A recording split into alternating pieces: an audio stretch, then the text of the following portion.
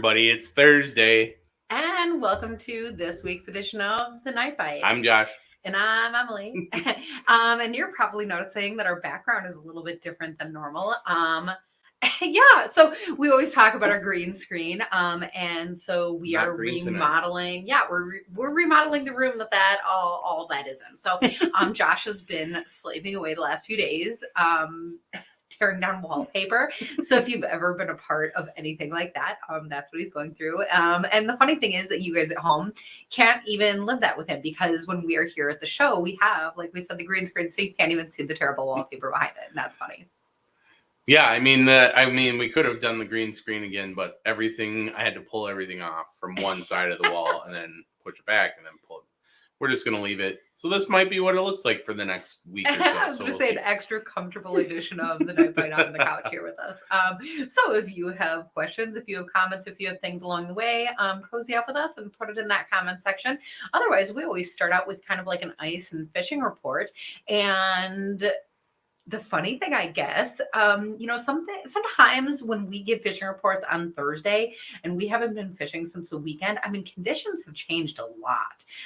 Not always. In summer, sometimes you get really a lot of consistency, and that's cool. Or sometimes, mid ice season, sometimes you get consistency. But I think the name of the game this year, kind of all around, is that conditions are not consistent. Yeah, we went from having no ice to all the ice, and we're still getting reports of places having pretty sketchy ice. Last weekend we found some pretty solid ice, but we had some slush pockets that we had to deal with. If you've never experienced it, that is like the worst, because especially when it's like at the beginning of the cold, because then it gets colder throughout the day and you're pulling your stuff and the slush accumulates. And just imagine like pulling the bottom base of a snowman around, and then it just keeps getting bigger and bigger. And that's what was happening underneath the sleds. Instead of going over the top, it was just picking up everything as you pulled it. It was pretty awful, to say the least. But we ended up getting a few fish, a couple walleyes, but it wasn't very fast. The fish weren't very big.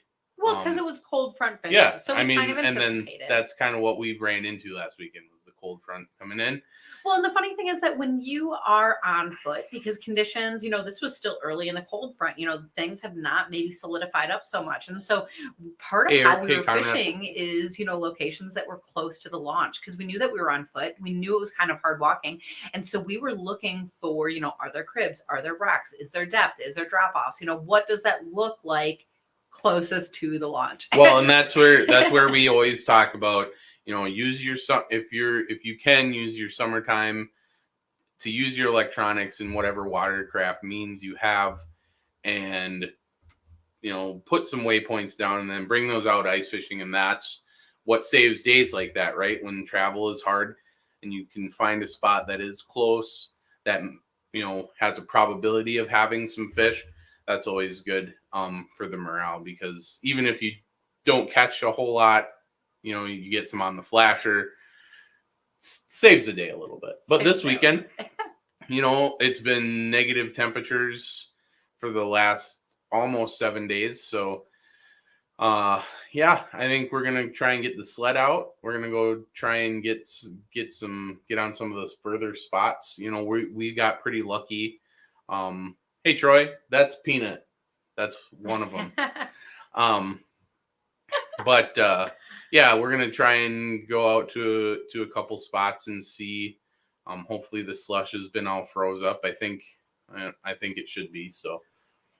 Well, and ultimately, I guess, no ice is safe ice, or whatever the people always say in ice season. And this is one of those times, because if you are going out to your big body of water, look at how much snow they got, because that changes that depth quickly. So even though there is this super huge cold front that came through, don't make assumptions, and I guess have fun out there.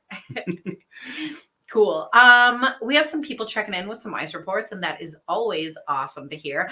I think early season people are a little bit timid to share ice reports because they don't want their spots inundated with everybody in the world. But now that this cold front has pushed through, I have heard of even people risking it down in Illinois. So I don't know reports down there, but if you are across the state, or I guess wherever you are, share that. Generally, your location, and if you have ice, we are in that north central part of the state, and I'm looking forward to going out and measuring again. So. Yeah, and tonight we're lucky enough to get back to kind of what we enjoy doing, bringing some cool businesses to you guys. And so, just like always, make sure you put in your comments and questions for our guests, because that's kind of how they get to know you and you get to know them, and we all get to know the product. So, Joe, thanks for being on the show.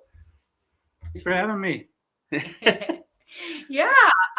So I guess funny story, where we kind of met was an ice expo. I think it was St. Paul. Mm-hmm. Yeah.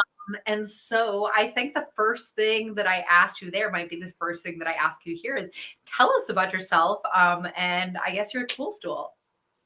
All right. Well, I am a father of 3 children. I live here in Plymouth, Minnesota. I grew up about a half an hour west of here in Corcoran.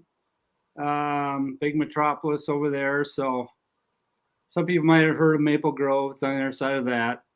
So didn't get too far from home. I have 7 siblings, so 5 brothers, 2 sisters. So that's kind of unique. Big family, big outdoors family. So from a young age, started fishing and hunting with Dad and Grandpa. Grandpa's probably the biggest influence on the outdoor scene for us. So he had a place on Mille Lacs. So spent a lot of summers up there fishing off the docks and going out in the boat, and then winter fishing. He had ice fish house not too far from his cabin there. So and then went over to Wisconsin for college. So went to Eau Claire and fell in love with a Wisconsin girl and brought her back to Minnesota. So yeah, I'm married to a Packer fan. I hate to admit it. We're a house divided. So she's real happy right now, and me not as much. So highs and lows, right?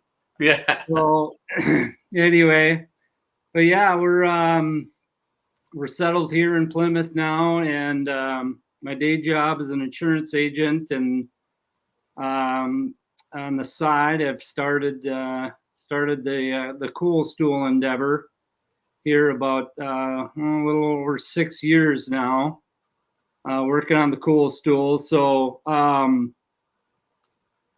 yeah, I could tell you a little bit how that got started. Yeah, that would be awesome, actually. Yeah. And so basically, I was coaching Little League at the time, and I had a practice. It was going to end about 7:30, and I always had a 5-gallon bucket with my baseballs and a little seat on it. So that particular night, I was going to meet some friends at Lake Minnetonka. My buddy has a nice boat, and so I was like, all right, I got to make that happen. So rushed home from practice. Had I mentioned I had that 5-gallon bucket of the baseballs.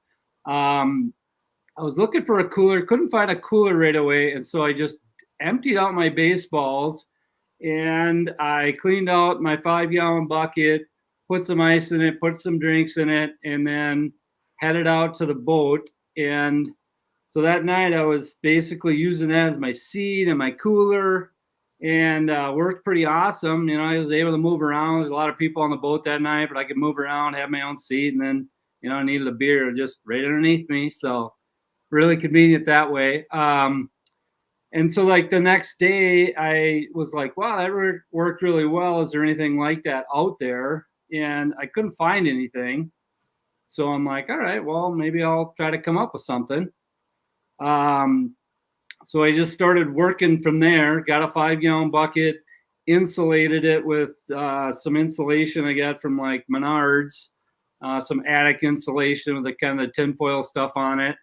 and just, wrap that around the bucket. And then I was like, oh, that works pretty good if, for keeping ice longer than just, the plastic bucket.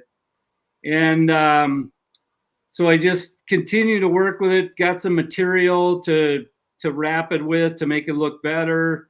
Got some camo and some other colors and just kind of experimented with that. And so, yeah, that's kind of where it started. I think it was the following spring, we went on spring break, and I actually took it in my luggage. So I just took the skin, which would go around the bucket, and I took the lid, and I put it in my luggage, and we went down to Florida. And so I just went to like a Walmart, and we got our groceries and stuff. And then I got a 5-gallon bucket there. And so we used it as our cooler, kind of on vacation in the seat. And I think that's when I realized I was walking from the beach back to our place or vice versa.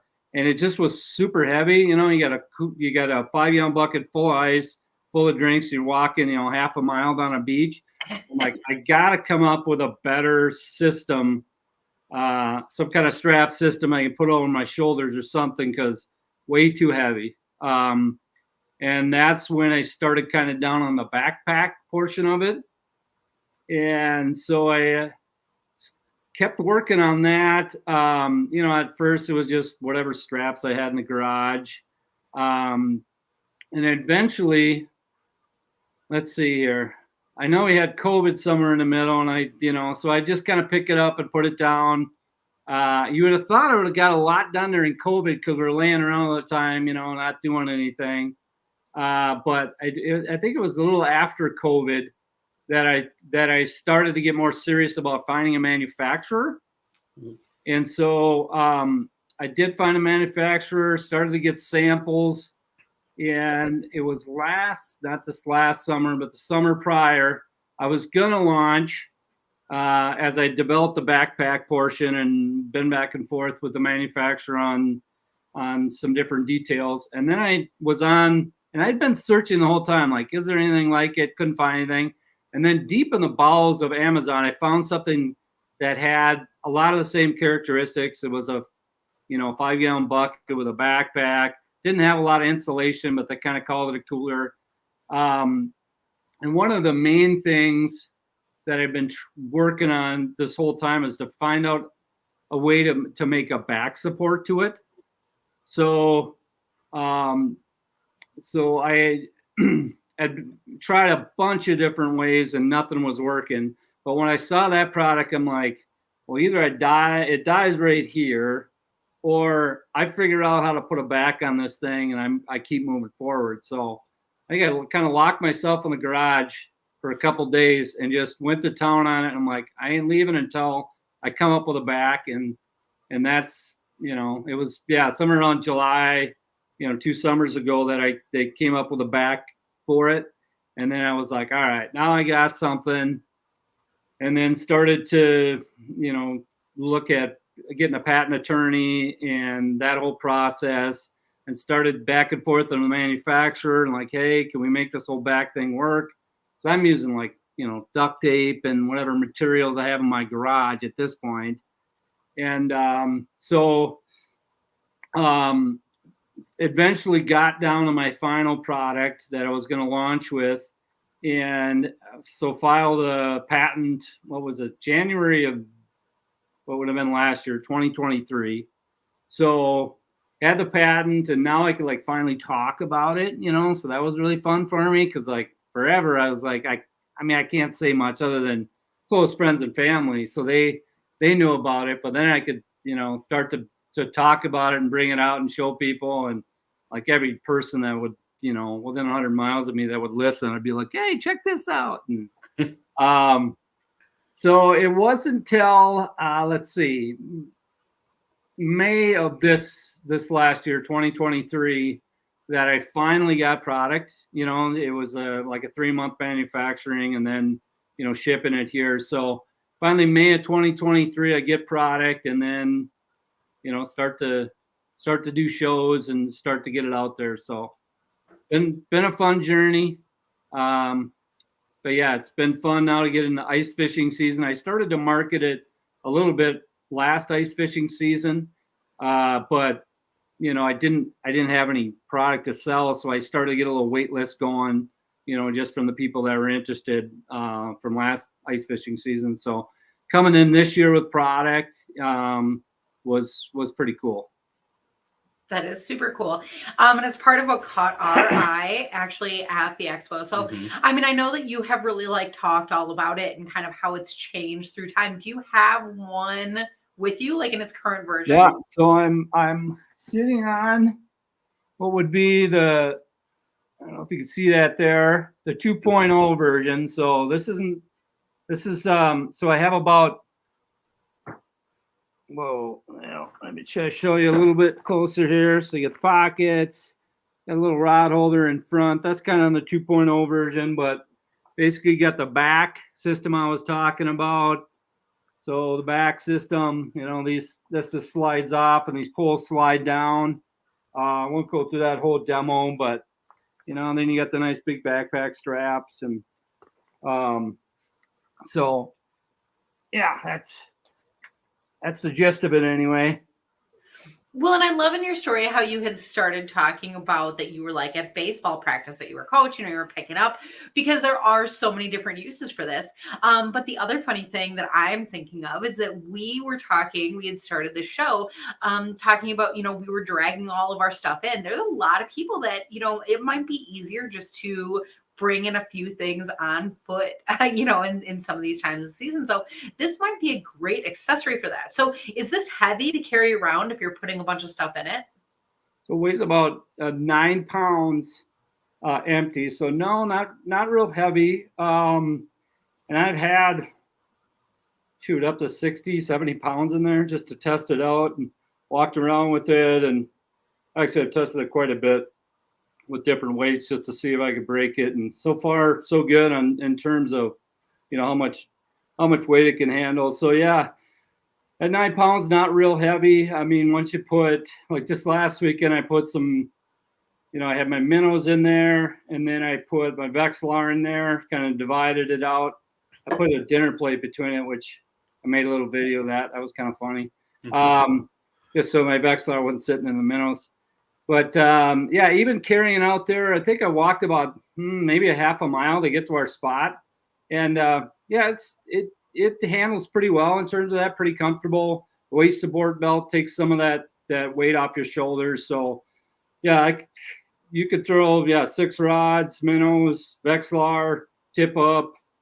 You probably saw me at the show where I had my bottle of Fireball that fits in the one pocket.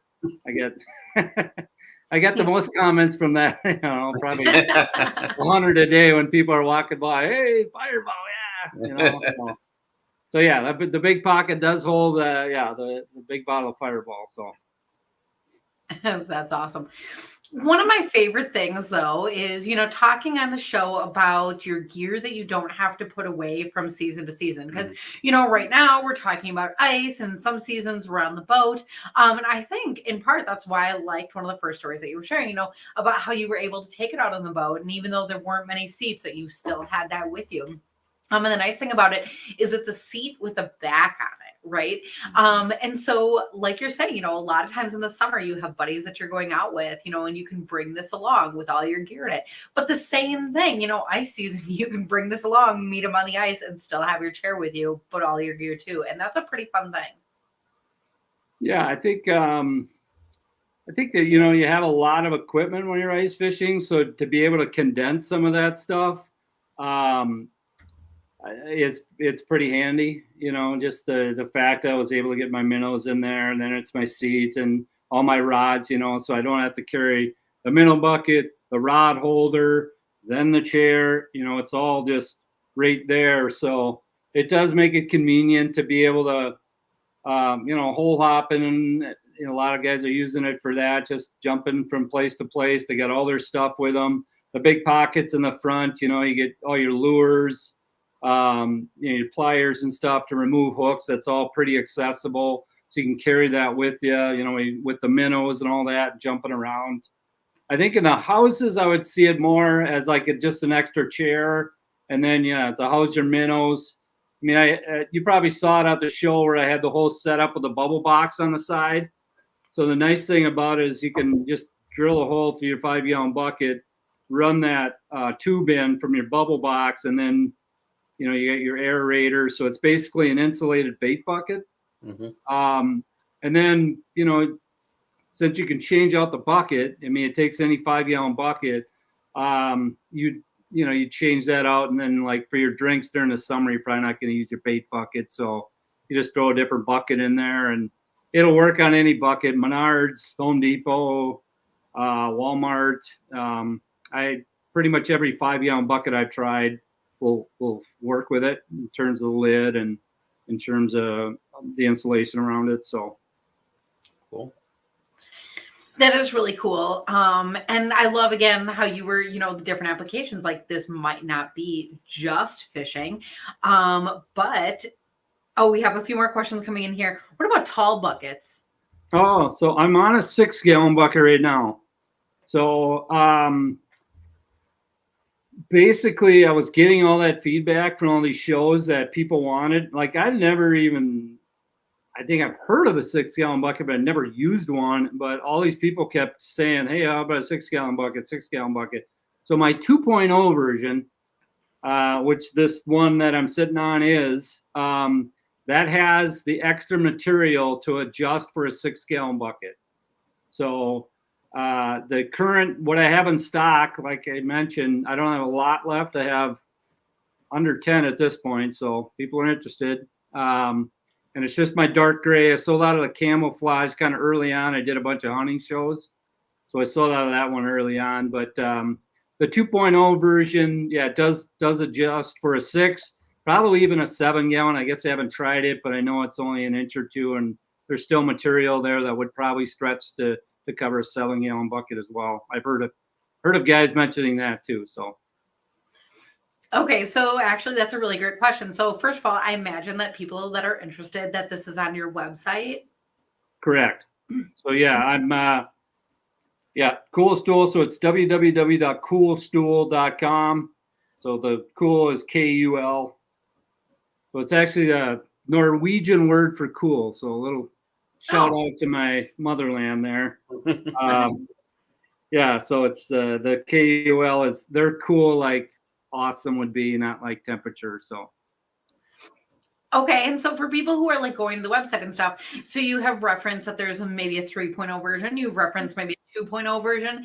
Is there also 1.0 version, or that's like the old school where you started, or what would be available? So the 1.0 is what you saw at the ice fishing show. So my dark gray, it's this time of year I have it all set up for ice fishing. So anybody that orders, I have the 2 extra straps on it for the rod holder setup. So it'll hold 6 rods. And there's these compression sleeves on the bottom that go around, and then there's the Velcro on the top.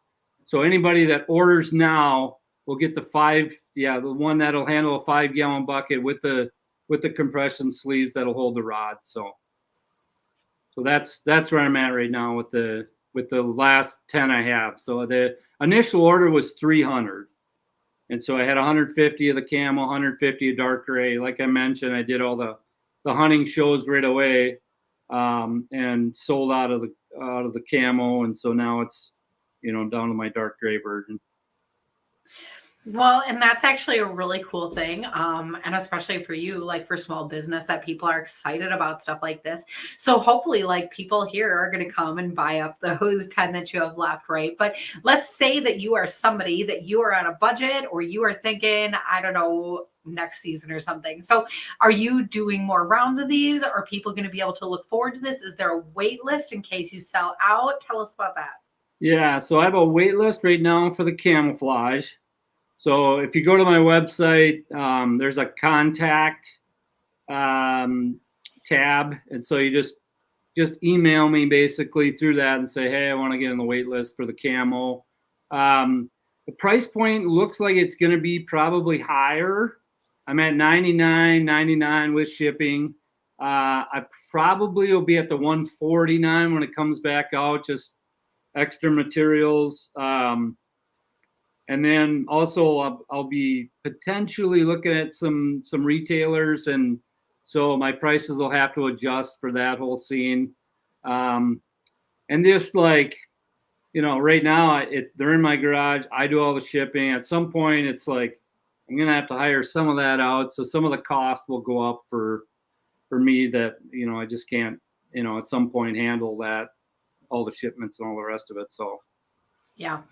I think, one of the things that we love to talk about on the show is small business. And, sometimes it's really hard to do things like this. And I think that's why we like to talk about this is, so often people, a lot of people at home, they're sitting on their couches and they have ideas, it only, and it's honestly really inspiring to hear a story like yours that you were able to go into your garage and tinker and, admit that, version whatever A had, duct tape all over it, because that's what people do. That's how people, get themselves on the ice and make the things they need.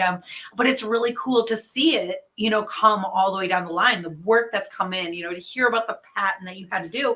And we see some of these products and I think people realize, they are, I guess, a little bit more expensive because they are specialized products. When we're talking ice fishing, it's like harsh conditions. When you have something that can hold up to that, again, it's great to hear your story about like coaching and baseballs, but that's like, I don't know, in my opinion, maybe not as hard on equipment as ice fishing, And so when you have something that stands up to that durability, that's equipment that's going to be worth it.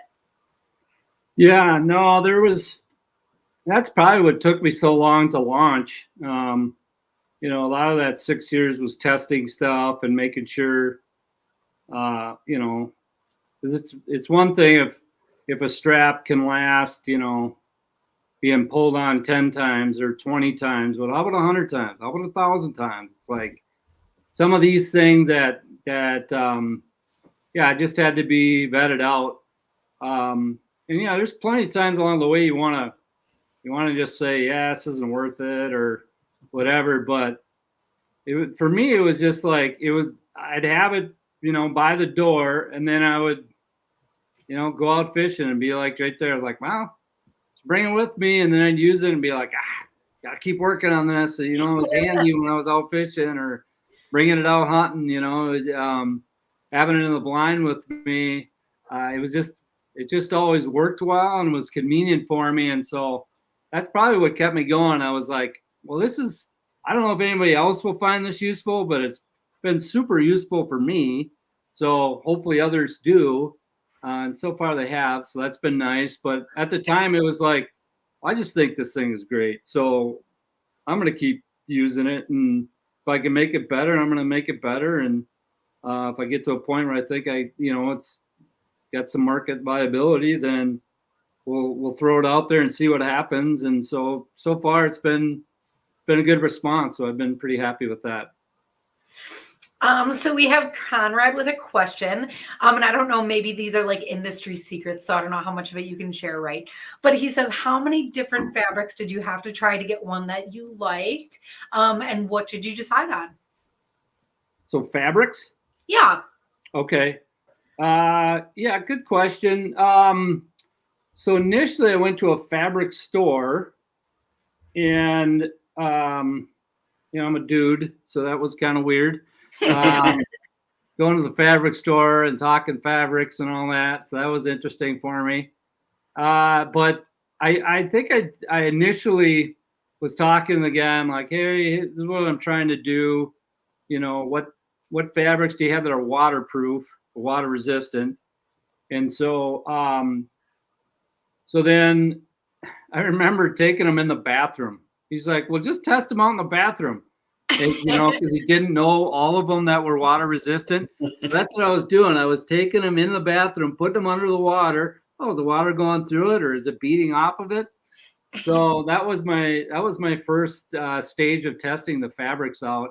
I think once I got to the manufacturer stage is when they kind of gave me a little bit of direction on what currently people are using. And so it ended up, it's a PVC coated polyester. So really strong polyester is like really strong fabric. And with the PVC coating makes it, very water resistant. So that ended up being just a good fit. It's like 600 denier, so pretty thick stuff, very durable, handles the weather really well, cold, hot, whatever. So that's where I ended up. Well, that's actually a really awesome story. I think it's really funny that you were testing them in the bathroom because that's exactly the kind of thing that would happen. That's hilarious. Yeah. But I think Conrad is mentioning, he asked because the cold really beats things up. And so, you were talking before about, testing it out there. This is not a product that's going to work like once or twice, but like hopefully like 100 times or more, whatever. I mean, that's the thing about being an outdoorsman is that we just want to keep going back. And when you find favorite gear, I mean, that's so cool to be able to rely on it. Yeah. Yeah. No, there was, even when I had my order set and the manufacturers working on things. I took they got me a couple of samples. So I took one down to Mexico and, so when I travel with it, I'll mention this. Earlier on, I put it in the luggage or whatever and pulled it out, but now I use it just as my backpack. And I take the bucket out, and then when I get to my destination, I'll just get another 5-gallon bucket. Oh. So you could bring it on the plane as your personal item, not even a check-in, like you would any backpack. And so the 1.0 version doesn't have it, but the 2.0 version actually has a cinch where you can cinch it all the way at the top. So that'll be nice. The 1.0 version works well too. That's what I did. So anyway, I get down to Mexico. I go to a Home Depot, get my 5-gallon bucket and assemble it there. And then I was just taking a lot of pictures down there because I knew I'd be launching it. And that was like a warm weather spot that I could, take some of the outdoor pictures or whatever. So was taking pictures. And then when I got back, I noticed that the pole, I'd been around saltwater. I'd taken actually on a boat, fishing boat, and caught some fish, took some pictures with that. They're on my website, so people could see those. But I noticed some rust on the pole. And so I'm like, crap. So in the middle of the manufacturing process, I was like, hey, we got to do something about these poles. I got these rust on it. Maybe it was a saltwater air that was more than what I experienced here in Minnesota. So maybe that had something to do with it. But ended up having to switch out those poles and getting stainless steel, and was able to, just make a better product, a better final product, just because I was able to test it and like, oh, okay, I saw this problem before it was a bigger problem. Because any of these problems, it's, if you have a problem with one, it's with 300, right? Mm-hmm. So if I can avoid, the multiplication of those problems by catching it before, I get them all manufactured. It's just ends up being a better product. And so far, really, I haven't had any returns, knock on wood. So it's been pretty durable. It's been working for people. And I'm probably going to reach out at some point here with my next order. I'm almost got that finalized and just get more feedback from people. Hey, how's everything working?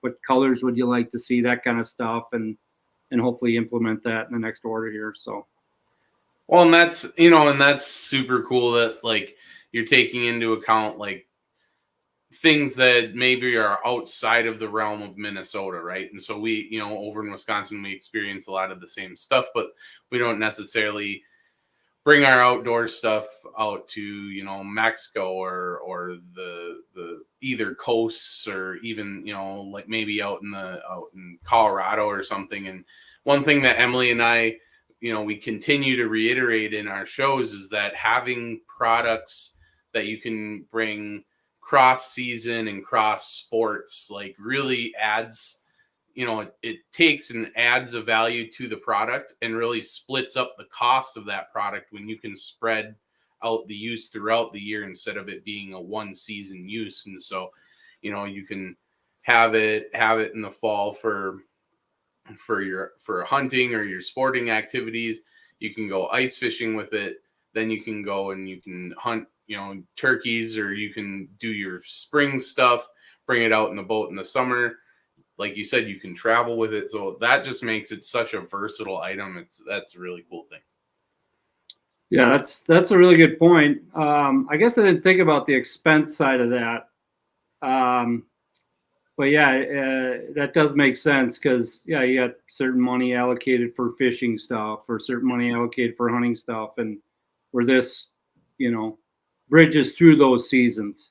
Yep. So yeah, brings a lot of value, and yeah, it's the only ice fishing product I use outside of winter, right? Like ice fishing stuff goes in my attic, at the end of the year. I got to find a place for my portable.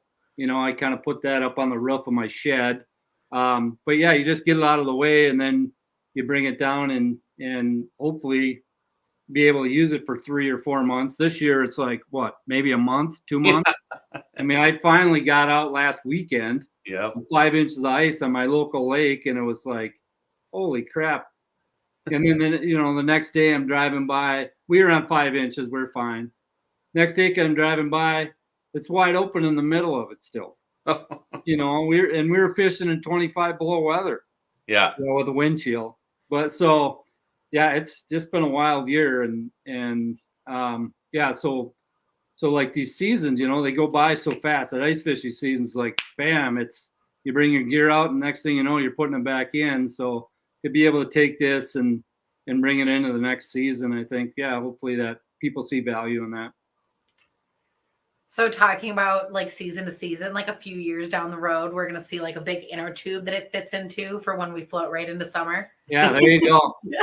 Well, it does float on its own too. So, yeah, I should mention that. So early ice, late ice, if you were to fall in with it, it'll float. Yeah, safety feature there. Yeah, you could put it in the inner tube. I think I've done that actually. I did float down a river and put it in the inner tube, and it worked pretty well for that too. So another use for it. Yeah. Yeah. Basically, I take it everywhere I go. So if I'm doing anything, it's with me. So you'd be surprised how many things I've done with that. So. Oh, I want to say that's cool, but that's like too punny. Oh yeah, that word comes out so many times that I don't even think about it. Oh, funny. Well, that's cool. Yeah, cool. Yeah. So we have Troy asking if your product is available in any stores or if you are online only. Yeah, so I'm online only. Talking to some stores, we'll see what happens. Yeah, sent some emails out last week. In fact, waiting to hear back on some. So I'm hoping to get in some more stores. I think, I've done a lot of shows, and so now that I don't really have much product left, I have more time to pursue that. So I think this winter I'll probably pursue that a little bit more and see if I can't get into some stores. That's super cool. Yeah. And Troy, if you have a favorite local bait shop that is looking to get some Kul Stools in, then I bet you can let Joe know and he'll hook you up. Yeah, I'll hook you up. Again, limited quantity, but maybe I can get you 1 or 2. Oh my goodness, that's yeah. so And I am in a couple of small stores, so I have done kind of the local bait shop stuff, and but yeah, next step would be kind of the Shields and Fleet Farms and that kind of stuff. So we'll see. Troy just gave like 100 thumbs up, so maybe he's connected to the bait shop. All right. All right, let's see it, Troy. Oh my gosh. I do have a wholesale kind of pricing too, so I can I can handle some of that stuff. Oh my gosh, that's awesome. Well, and like we were talking about with conditions being so unpredictable, this might be a great thing to have for this season. Mm-hmm. And you said that you were already out catching fish, and I'm sorry to hear that your experience is that the lake was open in the middle, but I also secretly am glad that you shared that because I have heard more of that online than I would have expected for this weather and this part of the season. So yeah, thank you for sharing that. Well, it was downright shocking to me. Like it was so brutally cold when we were fishing, and again, we were on 5 inches, felt good about it. And then the next day I'm like, is that open water? Like in disbelief Yeah. that after it gotten that cold, there was still open water. But I don't know if I did see some ducks and geese out there if they kept it open or whatever. But yeah, it's a weird year. And for me, I think, boy, I don't know when I can trust ice now. Because now I think, okay, let's say I go out there and I measure from shore, like even this weekend, if it's 12 inches there, well, how about that middle spot that was wide open? That could be a 5-inch difference. Mm-hmm. So, I mean, I really thought twice, like, wow, that's interesting to see the freezing process of a lake, and be like, man, you can't really take that stuff for granted. Where it's, you're measuring and it's 12 inches. You assume the whole lake's 12 inches, and it might not be. It might been a spot like that stayed open. So be cautious, I guess, especially this year. Yeah, it's always best practice to check every time you're out. Bring your measuring stick with you. But I have to ask, how was your bite? How was the bite? Not great. Caught one northern on the tip up, and my hands about fell off when I was pulling it out of the water. I took some video of that. And it wasn't huge, like 25 inches, so nothing to brag about. But we were freezing and we caught something, so we were pretty pumped up. On that video, you can see me pretty jacked up about a 25-inch northern. Yeah. But yeah, we were marking crappies, or what we believe to be crappies and sunnies, but they just weren't having it. So I think looks like it's going to warm up here this next week. I'm hoping that turns the bite on a little bit more around here. Mm-hmm. And the ice will be better. So I know I was getting a 4-wheeler out at least probably at this point. Wheelhouse is maybe we're going to check it this weekend. So we'll see. But I talked to a guy that he was on a lake last week. It was 5 inches, and he went back this week and it was close to 10 inches. So gained 5 inches in the last 4 or 5 days here. So she's adding a lot, with no snow and cold like that. It's really adding. Yeah, that's nice. Nice to salvage our season a little bit here. Yeah, that is for sure. Yeah. Oh my gosh. Well, and I think especially this last weekend, it really was cold front fishing, and fish hate that. So, I'll even admit I did not do very well. I went out, I was skunked. It's been a long time since that's happened. I know, I'll even admit that. Yeah, Josh did it. Was it during the cold front? Yeah. Okay. Yeah. What was the wind chill when you were out? Probably close to -1,000,000. Yeah. No, that's what it felt like. Like your face would just hurt. Any exposed skin would hurt. But there was so much slush on the lake. And like Josh was saying before, like we had dragged our stuff. It wasn't even that far, but in those conditions, it was like far. That was like a hard walk. And so at that point, when you're like sweating and you're like dragging your stuff and you're like kind of thankful for the cold out there. Yeah. Yeah. Once that sweat starts to freeze, then that feels really good, right? No, that's okay. I got a heater for the shack this year. Yeah. Oh. Yeah, we didn't have any slush. You guys must have had a little more snow there. Yeah, so we ended up having a little bit of a system come through, and we were kind of on the line. I think we lucked out. We only got like 4 or 5 inches. Just to the east of us, they were looking at a foot. I know down by Madison, they were looking at like mid-teens for snow, but there's been people saying there was good ice down on Madison. So I don't know, there must be some areas. It was tough because it was really windy, right? So yeah. So it's hard to measure that when it's blowing around. It was lucky that it was so cold because that snow was so fluffy. Sure. It wasn't the sticky stuff, but I don't know. We'll see what it has to come. We're looking at mid-30s this coming week and rain, and we'll see. Yeah. Yeah. What did you guys have for how many inches of ice by you guys then? We were on 5. We were on 5 or 6, pretty consistent, all around. Like we didn't have a lot of the water bodies by us. So we're in north central Wisconsin, and a lot of our stuff Like was Wausau locked up. area? Yeah, the Wausau area. Yep. Okay. And Yeah. so, That's what I take to get.